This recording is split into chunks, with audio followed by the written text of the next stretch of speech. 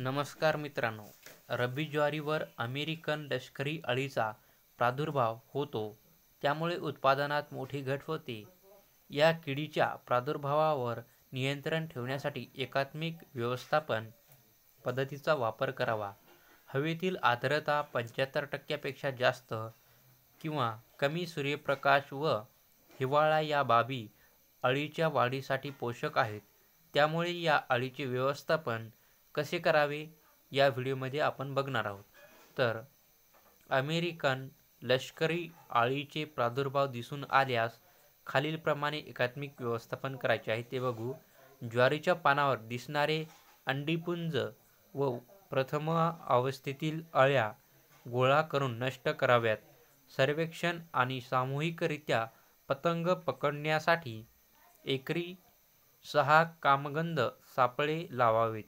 शेतात नैसर्गिक मित्र कीटकाचे संवर्धन करावे. आर्थिक नुकसान पातळी 10% प्रादुर्भाव यामध्ये होते. यामध्ये आर्थिक पातळी नुकसान असल्यास जैविक घटकाचा वापर करावा. त्यात ट्रायकोग्रामा एकरी 50 ते 60 हजार अंडी याप्रमाणे 1 आठवड्याच्या अंतराने 3 वेळा शेतात सोडावेत. अळ्यांसाठी मेटारायझियम ॲनिझोप्ली किंवा नोमोरिया रिलेई 4 ते 5 ग्रॅम प्रति लिटर पाणी याप्रमाणे फवारणी करावी. प्रादुर्भाव आर्थिक नुकसान पातळी इतका आल्यास 5% लिंबोळी अर्क किंवा ॲझॉडिरेक्टिन यामध्ये 1500 ppm म्हणजेच 5 मिली प्रति लिटर पाणी याप्रमाणे फवारणी करावी.